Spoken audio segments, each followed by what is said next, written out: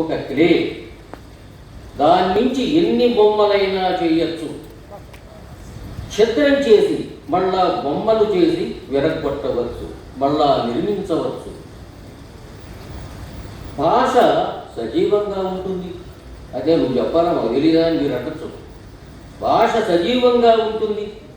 భాషని వినిర్మాణం చేసి తిరిగి నిర్మాణం చేసే పని నీది. భాషని వినిర్మాణం చేసి తిరిగి నిర్మాణం చేసే పని నీది. అక్షరాలు ఉంటాయి, పదాలు ఉంటాయి, పదబంధాలు ఉంటాయి, ప్రయోగాత్మకమైన అలంకారాలు ఉంటాయి. భాషలో ఒక కొత్త ప్రపంచాన్ని నిర్మించే భావన బలం నీకు ఉండాలి. సముద్రం ముందు కూర్చున్నట్టు భాష ముందు కూర్చో. సముద్రం ముందు కూర్చున్నట్టు భాష ముందు కూర్చో.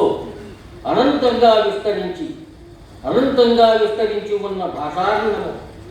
ఎన్ని అలలు, ఎన్ని ధ్వనులు, ఎన్ని సంగీతాలు, ఎన్ని సంధ్యా సమయ చలనాలు. రిక్త హస్తాలతో సముద్రం ముందు నిల్చోవద్దు.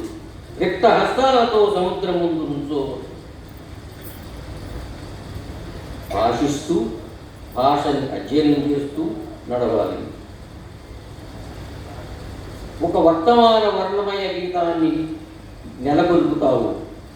నిర్విరామంగా నిర్వికల్ప సమాధులు జారి అదిగో అక్కడి నుంచి అసలు మొదలవుతుంది. భాష సతతం మారుతూ ఉంటుంది. కాలానుగుణంగా వ్యాపోచిస్తుంది, ఆలోచిస్తుంది. అనంతంగా జీవితాన్ని సాక్షాత్కరిస్తుంది. అనంతం. భాష అమ్మ.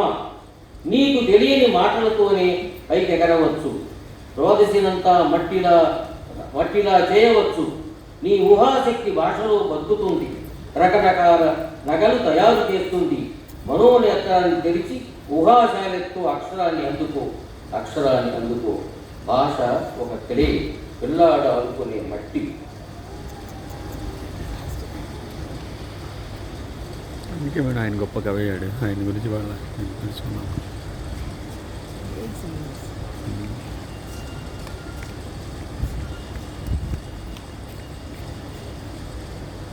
మరీ అంత శుభ్రంగా ఉండటం మంచిది కాదు.